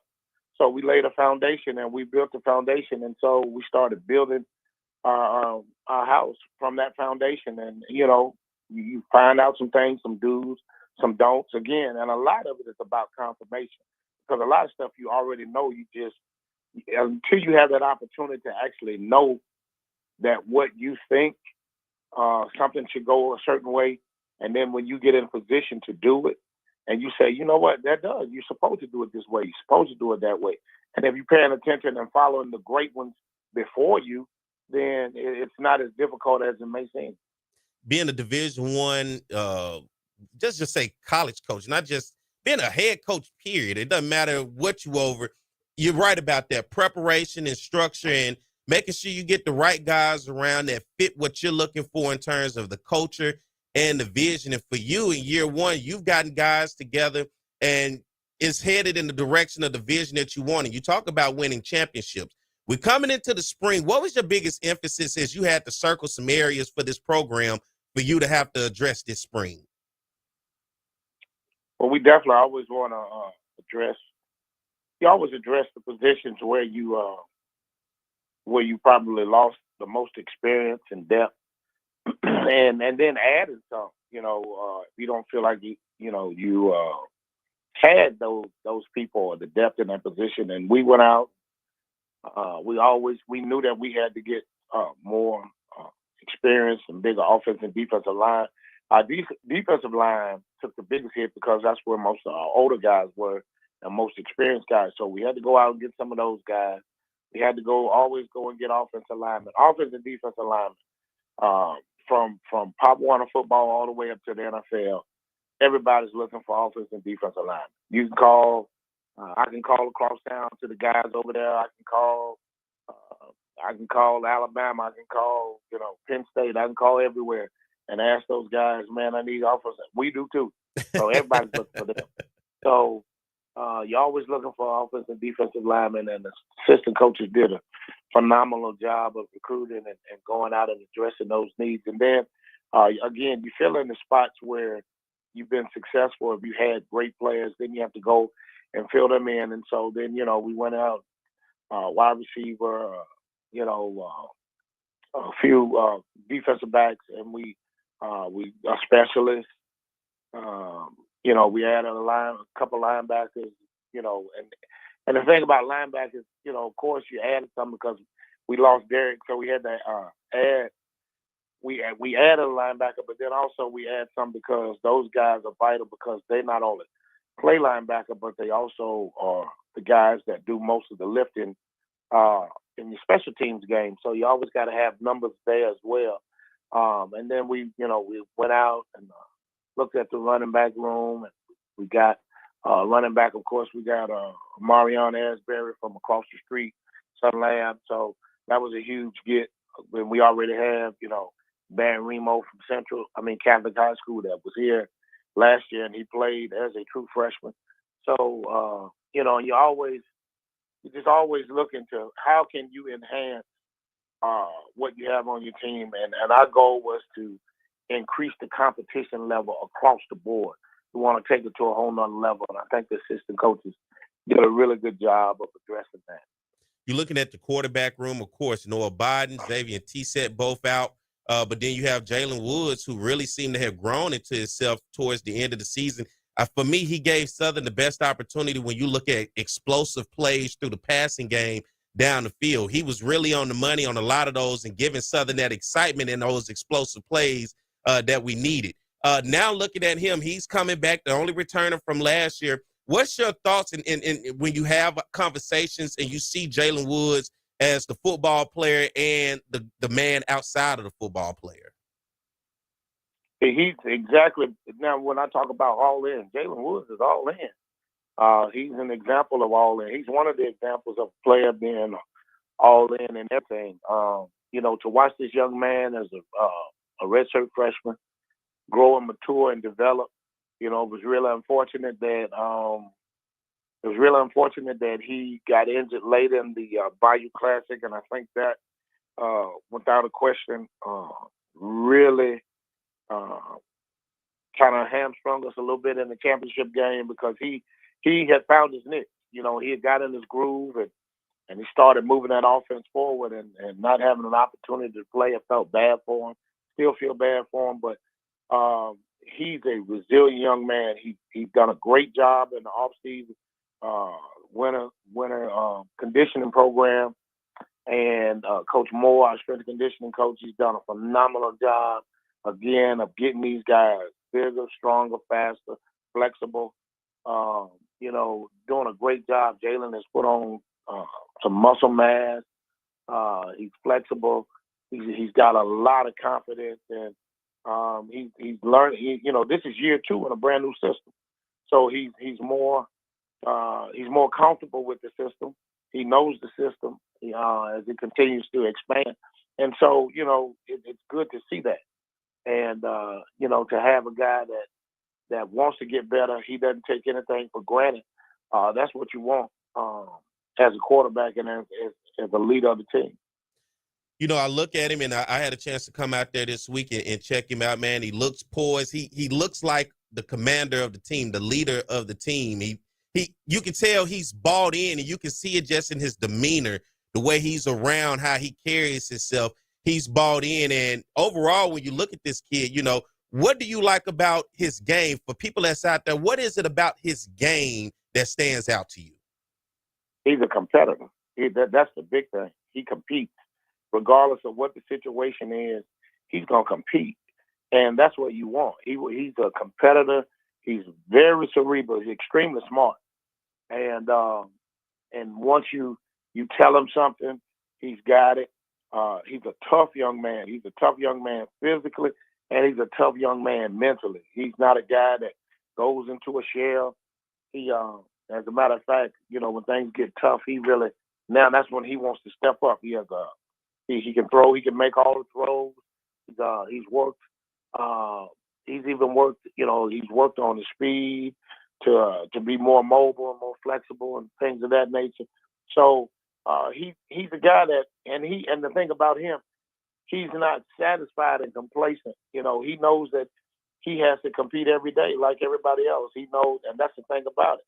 He's not sitting back because Jamari, he knows that he knows Jamari's in the same situation he was in last year in terms of learning a new system and the whole nine.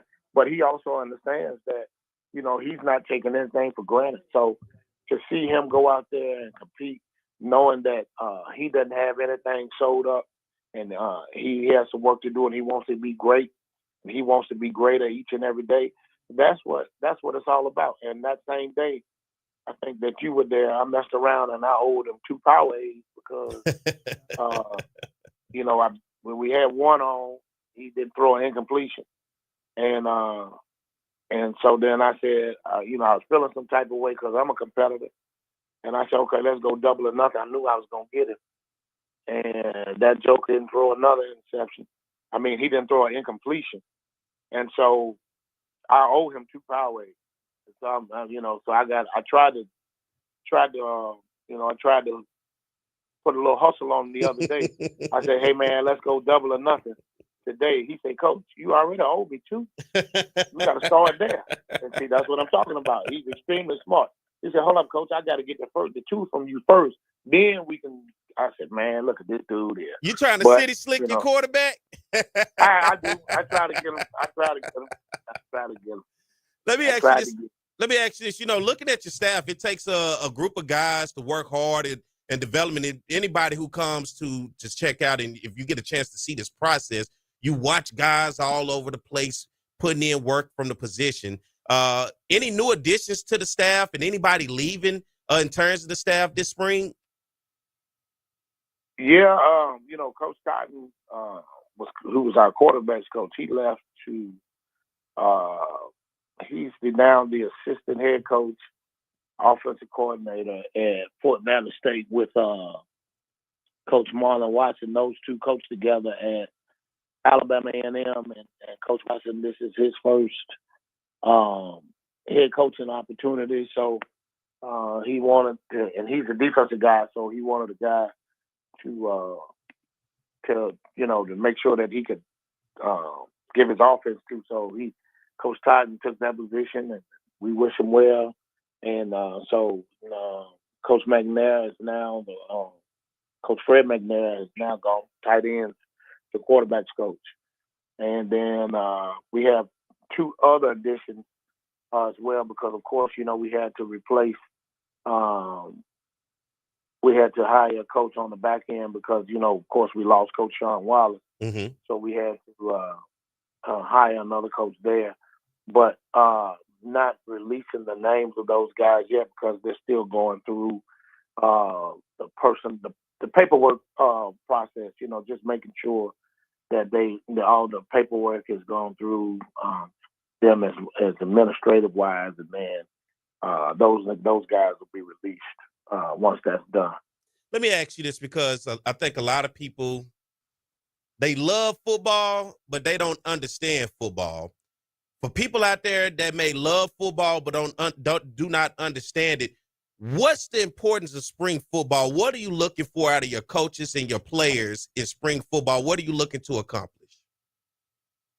For me, it's different for everybody. Yeah, I'm just specifically for me. For me, it's number one, we want everybody to come out healthy. That's the number one thing. You don't want any major injuries. You don't want anything injury at all, if possible. That's the first thing. And then the next most important thing for us is that we want everybody to come out of the spring with a great understanding of what we do, offense, defense, and special teams. It's important to know where we stand, who has an understanding of what we're doing schematically, because now what that does, it allows you to go faster in preparation for the fall when you get back in the summer for camp. You start off in square one and, for a couple of days, but coming from out of the spring, okay, well, they know squares 1, 2, 3. Okay, so you start off like that in the summer for a few days, and then you say, okay, we refreshed and we went over that. Okay, let's go to square 4, 5, 6, 7. And so that's what, for us, we want to make sure that everybody knows what they're doing. It's not about and it gives you an opportunity to add some tweaks and tweaks of what you're doing, and take a look at some things that you may want to do differently or how you attack certain things. But at the end of the day, it's making sure that everybody has an understanding of what we're trying to do and making sure that they execute it at a high level, because then that gives you a better chance in the fall when you can do that. It's not about going out there seeing who's the toughest, who's the hardest, who can do this and who can do that. But do they understand now? Can they do those things while executing what you're trying to do in all three phases of the game? That's what that's all about, and so that's what we look for, and that's what we get. That's our goals and aims here at Southern when we have to go through spring ball. Let me ask you, because I've talked about this in the first hour, NIL and the transfer portal. You've been around the coaching profession a long time, and you've seen this thing evolve into what we see now in today's world of athletics, and particularly in your realm, football. How does a program like Southern survive moving into the future with the transfer portal being as hot every semester, it seems, and the fact of recruiting players seems to come with talking money?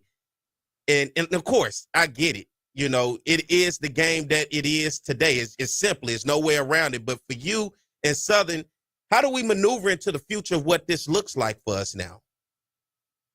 I mean, the NIL is a good thing. It's a good thing for the student athletes to have the opportunities to be compensated for their name, image, and likeness. And what we do at Southern, we have guys with NIL deals. And we had them last year and the year before. So, I think sometimes a lot of people think they look at what the Power 4 schools are doing, and they think that equates all over college football, and that's just not the case. That's not the case in Group of 5 football. Guys and NIL, just to give a small education aspect of it is, NIL is not all money. People have NIL deals of merchandise, food, services, whatever the NIL deal that they go out and secure for themselves. That's what it is. It's not always about money, cash dollars in the pocket. Again, it's a lot of things. We had guys that had NILs with local restaurants and things of that nature. Case in point, our kicker, our punter, Robin's Beauplan. Well, Robin's Beauplan is of Haitian descent, and so I think he had a deal. I think it's with the only Haitian restaurant in Baton Rouge or in this area. They connected, and Robin's had a deal where an NIL deal with them, and it was, he would go and so many days he ate on these days. He would take the player from his team, and he tried to get me to go, but I told him the food is too spicy for me, so I passed on it. But it you know, you know, that's the rules of the game. I think I think sometimes, regardless of how long you've been in the game, and as I told the staff, and we talk all the time, change is constant and it's inevitable. And if you don't adapt to change, then you become extinct. And so, you know, being in the game 32, going on 33 years, you know, I started coaching college football at 23 years old. So I've seen a lot of change. And I think sometimes we tend to look at everything like the big bad boogeyman, but you just gotta do what you need to do and what works for your program. We have some student athletes that have NIL deals, and we'll have more.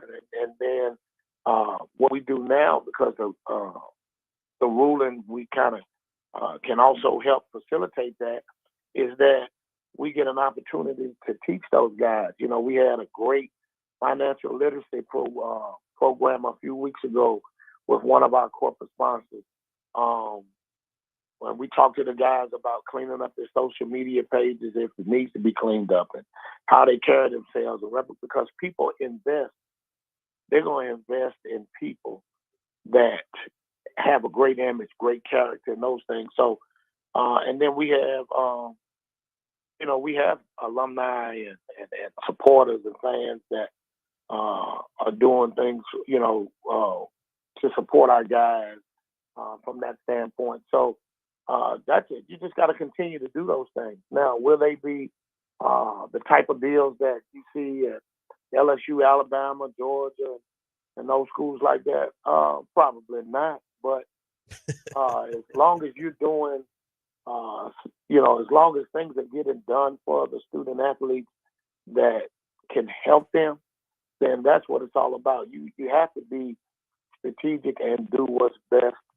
And here's the thing: when your guys or young girls, young ladies, the women and the men, when they understand that you're doing things to help them and help them to be better and help them facilitate to have the overall experience, a great overall college experience, then man, they love you for it, and they give their all for you because of that. And then also the transfer portal. I mean, it is what it is. When Perry, I tell you how it works. The student athletes don't even have to notify the coaches that they're gonna get in the transfer portal. You have no say so. Just deal. They can go to the compliance department and say, hey, I'm entering the transfer portal, and that's it. We don't. They can do that, and there's no nothing you can do. And so, you may find out online, but of course, we have great relationships. Everybody works together well here at Southern, so we get the courtesy email saying, these players, what have you, and the end of the transfer portal. And then some, they come by and say, hey, coach, I entered the transfer portal. Yeah, you always want to make sure that they have a plan. Always want to make sure they have a plan. You wish them well. I'm never gonna be bitter or mad, upset because a young man that wants to get in the transfer portal. They have to do what. Only thing that I get upset about is if they get in the portal and they don't have a plan. Because as of right now, last year there were 2,700 football players still in the portal from last year. That didn't end up nowhere. Didn't end up anywhere. And then they had another in the first wave of transfer portal entries in December. They had 7,000, I believe, in college football. So you're talking about almost 9,000 football players in the portal. But remember, 2,700 were in there the previous year that didn't go anywhere. So you got basically young men out there in my space. Now I'm dating myself, talking about MySpace. I was on MySpace too. Right, you just got them out there, and that's unfortunate and that's sad. You gotta, and that's what we talk about. Always have a plan. Hey, listen, if you feel like, there's a better opportunity for you somewhere else, and you decide to take it, you wish you well. You never wanna lose players, but at the same token, this is the era that we're in now. Yeah. And so, to be bitter, I think that's not the way to be. To be bitter and nasty and hateful if a guy leaves. And like I say, I can only speak for me and my program. I'm gonna wish him well, even if there's some. If the guy says, "Hey, coach, I got 1 year. Do you know of any D2 programs? Do you know any programs that is looking for so and so?" Well, let me call. Let me call them and see what I can do. Coach, I'm not getting anything. Sure. That's what it's all about. Because at the end of the day, you want those guys to go and finish their degrees and have some level of success, whatever that looks like for them. And the most important, I want them all to finish with their degrees so that they can put themselves in position to, sustain themselves once this thing is all over. Because again, football is just a small portion of what we're trying to do. We're trying to build a total man. And so football is the vehicle that helps and facilitates us to allow us to help build and grow and develop them into being champions on and off the field and in the community.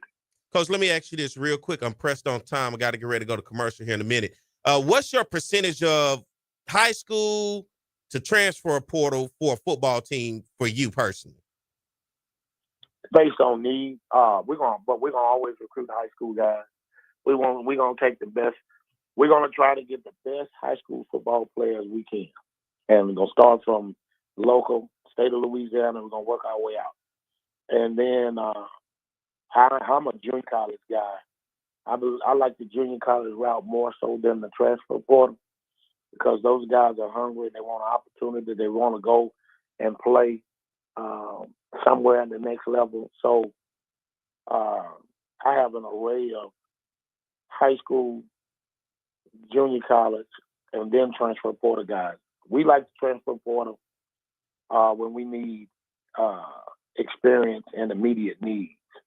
So it's a combination of those three things that we use here, and that's always been the formula for Division I FCS football. Now, because of the portal, you got more people jumping in going to the portal for that quick fix. But we're gonna always recruit. Like I said, we're gonna always recruit the best high school players we can get. We're gonna always start there. Then we'll go junior college, and then we'll go with the portal guys. Looking forward to next week. Guys doing the spring game? We will, and it'll be the same as always. Our spring game here will always be offense versus defense, and we'll keep score. We do that because, again, it goes back to what I said. Our goal is to come out in spring, everybody knowing what they're doing in all three phases of the game. You can do what you want. You can pick, ones versus twos, or ones and twos versus threes and fours, ones and threes versus twos and fours. However format people want to use, they can use that, put on game attire, and go out there and, you see these lopsided scores, and you come out of there sometimes with a false sense of security going into the fall. So I'm not going to do that. Our thing is to go out there and find out who can execute what we're doing and how they can do it at a high level, because at the end of the day, we're all Southern Jaguars. So we need to know what we're doing, and we need to know that right now so we know what to do when it comes around fall camp time. Well, that's the voice of Coach Terrence Graves. He's the head football coach over at Southern University. Coach, man, I appreciate you coming on this morning. Thoroughly enjoyed it. Look, I can sit here and talk to you for hours. You may not want to talk to me, but I just enjoyed the conversation. I think more importantly, the people out there who listening, is always good to hear from the guy that you see on the sidelines, because you never get an opportunity to personally get a chance to talk. And then when you do, it's kind of short. But to be able to hear a coach and talk about his philosophies, his ideas, and so much more, man, I appreciate you for coming on and being able to do that, not only for me, but for the Jaguar Nation and all the people that's out there getting a chance to hear your voice and hearing your thought process into you building your program over at Southern. Well, I certainly appreciate the opportunity. You can see my voice. I had to put a cough drop in. My voice is, I'm in that spring, I'm in football mode, so I started off fine and all of a sudden it starts to fade away. But I certainly enjoy it, Perry, the opportunity to come on and speak with you as well as the Jaguar Nation and just the people, the supporters in general. It's important. It's always important to know, like you said, a lot of people just see you on the sidelines and they whatever that perception is, that's their perception. But I'm a people person, and I don't have a problem sharing and talking about my vision, my plans, my direction for this program. And I'm elated. I'm excited. I'm blessed beyond measure to be the head football coach at Southern University, and I don't take that lightly. And we're serious and we're committed about building the total man. And when we talk about champions, we talk about that. We want to build champions on, off the field, and in the community. And those things go hand in hand because academics without, athletics without academics is a failure. And so, and then without community service, you got to give, you got to be selfless and not selfish. And those guys understand that, and they do a great job in all three phases. So if we continue to do that, it's just a matter of time before we're champions in all three phases.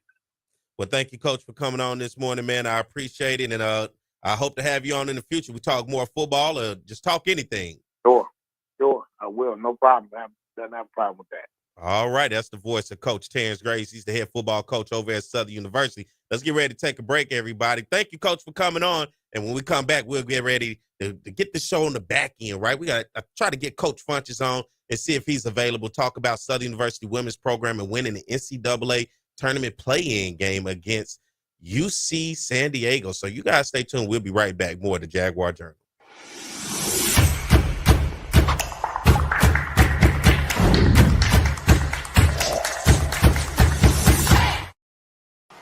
It's On the Yard Sports, and I'm Perry White, and what I need for you to do is go follow and subscribe to our YouTube, Facebook, Instagram, as well as Twitter right now. T.R. Ricks is a fifth-year senior who's getting his first chance to drive the train that Bob talked about. And right now, he's driving it quite well because the Southern Jaguars are kicking butt in the SWAC conference. As Bob mentioned, 6-0 overall in the SWAC, and T.R. Ricks has played so well, over 2,000 yards passing. In the last 3 games running the football, he's been over 100 yards on the ground. The respect factor that he gets from his teammates is incredible. As a fifth-year senior who's never started, they elected him captain. And the numbers he has put up are represented on your screen. 27 total touchdowns on the offense, a pass percentage of nearly 60%. He could be the SWAC Player of the Year on the offensive side. And they're going to get a huge dose of the best offensive player in the SWAC, and that being Thomas Ricks. Yeah, what Thomas Ricks has found a way to do is just beat defenses either with his arm, with his feet, or with his leadership capabilities, finding a way to win the games late with fourth-quarter comebacks. He showed versatility and athleticism. He's a tremendous athlete that knows how to win, most importantly. Really is a leader both on and off the field. I just think it has come to a maturity level. I have a 4-year-old son, and, when he was born, I had to grow up fast and, just staying in school and practicing every day, trying to get better every day, just so he can have a better future. It's just been my inspiration. So, I just think that's my motor that drives me and, keeps me in the game. His 4-year-old son, Collier, has not missed a game this season. They throw the football around in Rick's dorm room at Southern, and he says it's great playing football with Collier. 1st and 10. Ricks. He's got Vernon. Vernon makes the catch at the 45. They can run the entire offense with all those guys in the game. Ricks to Vernon. 1st down. Holmes in the backfield. Ricks. First down. Gage on the tackle, but not until Ricks picks up the first down. 2nd and 7. Ricks. Overstreet's got it. Across midfield. Ricks. As a receiver downfield. It's caught for a touchdown. Territory. Ricks. Fakes the pitch. Gets inside the 15. He's in the type of young men that represent his philosophy in life and in football. Ricks in a shotgun. He's going to run it out to the 10. And 2nd and 11 after the holding penalty. Sidearm toss. And a nice catch. Ricks on the 1st and 10. Little draw play. Takes it outside. He's got the first down. But Ricks going to take it up the middle. 2nd and goal and score the touchdown. Horizon, it'll get cloudy again. And under the sun, Ricks on 2nd down and goal holds on to it for a second touchdown run. Get open to make play. So that's good ball distribution. That's also passing. They're going for some more, Jim. And they do get it. Touchdown, Southern. 3rd and 22 to call. Ricks. Pretty ball. First down. Back like you said, Jay, after the penalty. The blitz. Ricks got hit. Got rid of it. Touchdown, Southern. The 6th annual SWAC championship. Southern trailing by 5. Passes complete over the middle to Amelie Jackson. Remember, it was 4th and 24, and they gave up the first. Over the middle. Wide open receiver again. 1st and 10.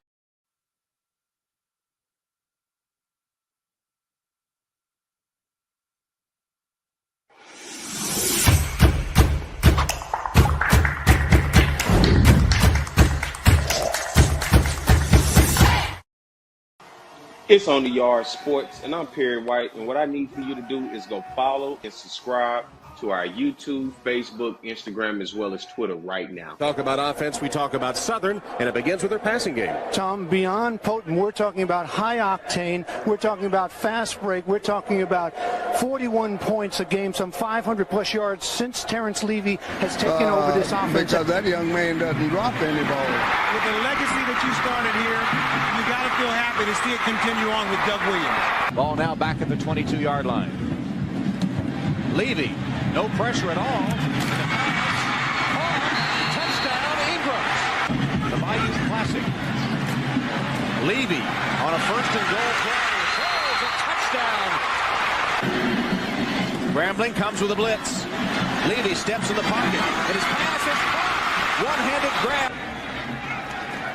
Sort of in the middle of the road of the SWAC, but immediately they jump on the Jackson State defense. And here's Levy rolling out. And the pass is caught. Ball is at the 31-yard line. Again throwing the football downfield. Oh, and his receiver Hayes makes the catch. See you later. Touchdown, Southern. If you're going to get, I got some free tickets. Look out for it, brother.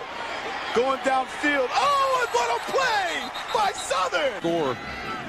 He's played a lot tougher ever since. And this is a free play for Southern. 2nd and 15. It's a free play. Levy completes his It's pass. a free play. Oh, and he's still up. It's a free play. Hayes is going to continue running inside the 10, the 5. Unbelievable, Michael Hayes. 3rd down. All right, we're back. It's the Jaguar Journal. Good morning to everybody out there. Glad to have you guys with us, everybody listening across the Baton Rouge capital city area on 107.3 FM. Good to have you. And everybody watching on our Facebook and on our YouTube Live, good morning. Very special guest here on the show this morning. He's a champion. Won the regular season and the conference title during the tournament. And want to welcome here to the show this morning. Busy man, my man, Coach Carlos Funches, Southern University head women's basketball coach. Good morning, Coach. Good morning, Perry. Good morning, Jaguar Nation. Hey, man, you a tough guy to catch up with, but listen, successful people typically like that. It's hard to catch up with successful people, Coach. Well, these last few mornings, I try to get on. I've been on an airplane or either traveling on a bus or something like that. So it's been hectic these last 3 weeks for us. Congratulations to you and the team for winning over in Atlanta. You won the SWAC conference tournament. I was there to be able to see you guys win, man. It was great to see the excitement for you and your team, the hard work, and getting past just being the regular season champion, but winning the conference title through the tournament. Then your team goes out to UCLA. After Pasadena, you take on UC San Diego. You're the first SWAC team on the women's side to ever win an NCAA tournament game. You guys won the playing game of 216 seeds, UC San Diego, and you get past them. Man, talk about the feeling of what you had going into that game and coming out of there with the victory, you and your ladies. Well, I thought we were playing pretty well going into that game. We were looking really good offensively, knocking down a few shots and things like that. So watching them on tape, I thought that our defensive pressure would give them a lot of problems, and it ended up, kind of wearing them down. And down the stretch, I thought they were so tired they couldn't make shots. They relied on that three ball a lot. But, it was exciting not just for us as a team, but, the conference and the Jaguar Nation, to be the first. There can only be one first. And we're the first team to ever do that in our conference. So we're really happy about that. Yeah, I was at a local establishment. Listen, I made them turn every TV on in there. We're going to watch the Southern Jaguars in here. So, and then you guys took on one of the teams that made it to the Final Four on the women's side, UCLA. And listen, let me tell you, your defense made them really work. Now, we struggled offensively, but the defense, you forced them to really work in that game. And I saw it at halftime when they was interviewing one of the young ladies from UCLA. She couldn't even catch her breath. You could tell you guys were working, but going into that game, they were the number one seed in the country. They made it to the Final Four. Well, what did you see in terms of UCLA versus you guys? Well, the first thing that pops out is the size factor. They're playing with a 6'8" center down there who can really score the basketball. They play off her. They have a lot of shooters stationary around her, so if you double down, they're going to kick it out. And you have to pick your poison. Either you're going to play the big girl one-on-one and let her score 35 or 40 because it's impossible to stop her. Nobody did this year. Or you're going to double down and force her to kick it out and then see if they're going to make some threes. We tried to mix it up a little bit. She was scoring the basketball, so we doubled down hard and they were kicking it out. And I think they went 9 for 20 from three. So they had a really good shooting night. Now on the offensive end for us, again, size is a factor. She pretty much negates everything you do inside, being 6'7". So it's hard to get rebounds, hard to get easy shots right around the basket, and hard to get offensive boards. And on the defensive end, on the offensive end also, their size with them closing out on our shooters, them being 6'3" on the wing and us being 5'7" or 5'8". So it was really, really difficult, and we struggled to shoot the basketball from deep. Listen, UCLA is on our Baton Rouge target list. They beat Southern and LSU in the tournament. I think we owe them as a city now. Is Baton Rouge. We owe UCLA. But, man, congratulations to you. Where do you go from here? Like, what's the next step for you, Coach, in building? And you already have a championship program. You've won 2 SWAC tournaments out of the last 3 years. How do you continue to build from this and elevate the program to the next level? Well, just bringing in some more talent, and we have a culture that's in place. We want to get the right players that fit our culture, not just on the court as far as playing hard and things like that, but also in the classroom.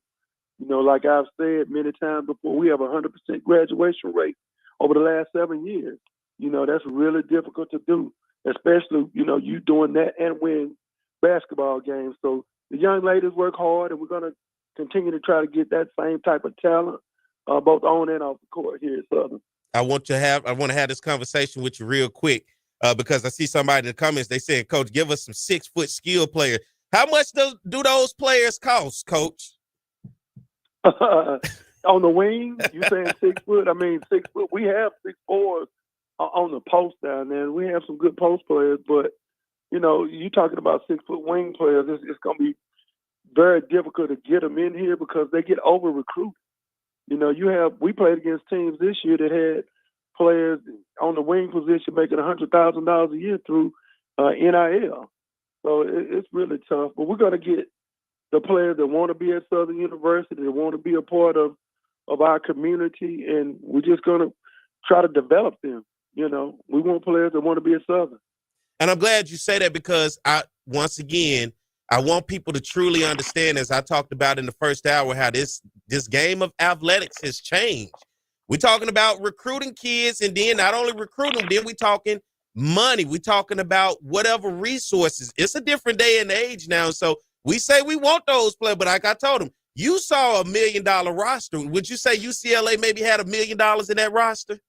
Over $1 million, I would say. You know, if you go on 1 through 15, I mean, Lauren Betts, the center herself, she's probably worth $750,000 or more. That's what probably her evaluation is when it comes to NIL. It's probably $1 million alone for her. You know, she'll probably be the number one player picked in the draft next year. But I mean, that's the landscape now. You know, and especially in that Power Four, you're going to play against $1 million rosters every time you play against a top tier. I say top tier, a top 20 Power Four team. They're going to have $1 million roster. That's guaranteed. What are you up to this weekend, Coach? At the HBCU All-Star Game in San Antonio, I was fortunate enough to be picked as one of the coaches here. So congratulations! We're going to have some of the best talent in HBCU. We'll be playing Sunday at 2:30 on Peacock. Congratulations, Coach, what man. Look, hey, man, you deserve it, dog. You the hottest thing around, man. It's you, and then it was the coach at Norfolk, but he just got his bag. He moved on. He at Auburn, man. You got any any conversations with him? We talked about playing a game last year in Atlanta. That was prior to the conference tournament being moved there, but we never could get everything, all the paperwork straight. So, but I know Coach Jermaine Woods, he and I were together pretty much most of the day. He'll be coaching on the other team here in the HBCU All-Star Game. But I do know him. He was hired yesterday. It was made official. But I have a good relationship with him, and hopefully we'll be able to get a game scheduled in the near future. Yeah, you're talking about the top programs in basketball coming out of the MEAC and the SWAC. Real quick question before I let you go. Somebody just sent me a message and asked Coach, is Gordine was able to get that extra year to come back? Well, that's something we're working on right now. So, okay. You know, it's yet to be seen. Well, he working on it. They sent it to me real quick before I get ready to get you off. Coach, appreciate you coming on this morning, man. We'll do more with more time and have conversation because I want to give you your flowers, man. You had a tremendous season, regular season champs, SWAC tournament champs, going in, winning a game in the NCAA tournament. Hey, you went up against UCLA. You fought hard. You made us all proud, and now you're a coach at the All-Star Game doing the Final Four weekend in college basketball, man. Congratulations to you, man. And, hey, I've been able to keep up with you through this journey all year, and thank you for coming on throughout the season and been able to not only talk to me, but to the fans out there and people that are listening, man, as we went on this journey with you of success. Thank you, Perry. The young ladies came out. They worked extremely hard for not just us, but for the university and for the conference. You know, you want to make a good showing when you go out to these national tournaments, and they did a great job representing Southern. That's the voice of my man, Coach Carlos Funches. Also, he won the slam dunk contest in college. What was that, 91? 1991. Dang, it's funny you said that because the young man that won it this year, he and I took a picture together yesterday, and he's playing in the HBCU men's game, All-Star game. So we took a picture together. So that was a good moment. Did you challenge him? I know. I'm about 30 years past that challenging stage. Well, thank you, Coach, for coming on this morning, man. Good luck to you guys tomorrow, man. I'll be watching on Peacock as you'll be coaching in the HBCU All-Star Game. Thank you, Coach. Be safe out there. Okay, thank you, Perry. Take care. All right, that's the coach of Coach Carlos Funches. What we got to do here, Mike? Break or we come back? Go ahead, break. All right, let's get ready to take a break, everybody. Now I'll come back and close things out. You guys stay tuned more to Jaguar Journal.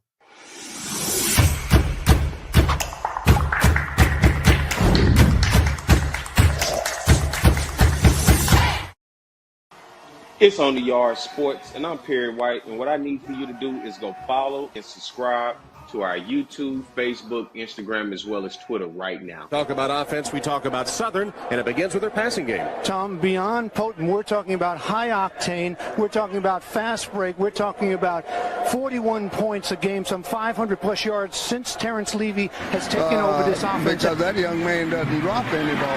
With the legacy that you started here, you got to feel happy to see it continue on with Doug Williams. Ball now back at the 22-yard line. Levy, no pressure at all. Touchdown, Ingram. The Bayou Classic. Levy on a first and goal play. Throws a touchdown. Grambling comes with a blitz.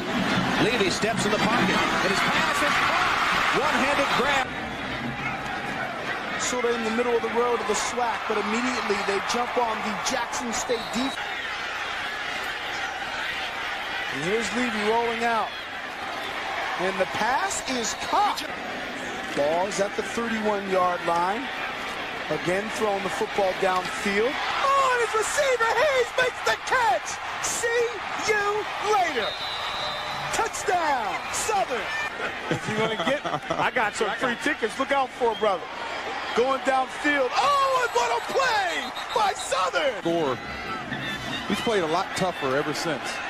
And this is a free play for Southern. 2nd and 15. It's a free play. Levy completes his It's pass. a free play. Oh, and he's still up. It's a free play. Hayes is going to continue running inside the 10, the 5. Unbelievable, Michael Hayes. 3rd down. And 23 for a first. Levy over the middle. Nice pass that time. 2nd and 20. Levy doesn't have to get it all, but he's going to have to pick up some yards. Here he is throwing. Nice catch made. The receiver, Michael Hayes. There he goes. Hayes makes the catch. Hayes still on his feet. Hayes looking for blocking. Hayes trying to find a hole. Hayes is still on his feet. He alley-oops. He's inside the 15 and drawn out a foul.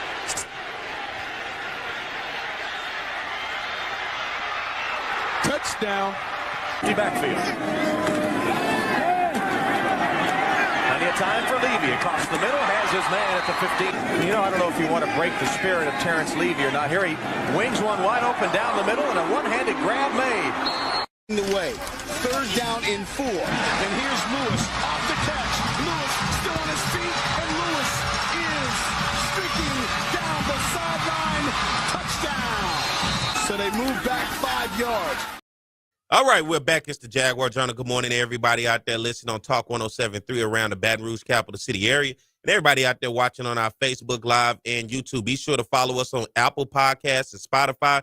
Type in the Jaguar Journal. Hit that subscribe button on our YouTube channel and hit the like and follow button on our Facebook page at the Jaguar Journal. We're also on X and Instagram at the Jaguar Journal _. Glad to have you guys with us. Want to thank Coach Carlos Funches, Southern University women's basketball coach, for coming on and talking to us. The success that he had this year, and he's out coaching in the HBCU All-Star game during the Final Four weekend. I want to thank Coach Terrence Graves calling in and talking to us about Southern University spring football and talking about the Final Four.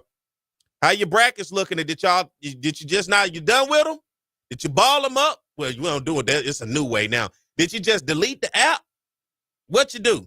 My Final Four is straight in my bracket. I selected 3 teams. I didn't think all 4 number ones were going to make it, but Florida, Auburn, today, 5 o'clock. I'm going Auburn in that one. I saw Auburn in person this year. I like them. They're a really good basketball team, SEC over there.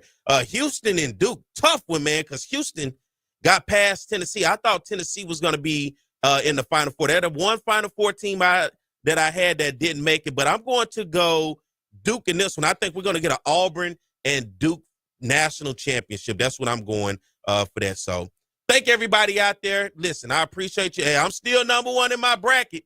I got to call out a name. That's to Kedrick Taylor, all right? He said, he called me last week. He said, man, I know you was talking about me when you was talking about the ranking. I'm still number 1, all right? And that's to everybody else in there. It's a reason, Perry, number 1, man. I be knowing this stuff, man. I do my research, man. I know my sports.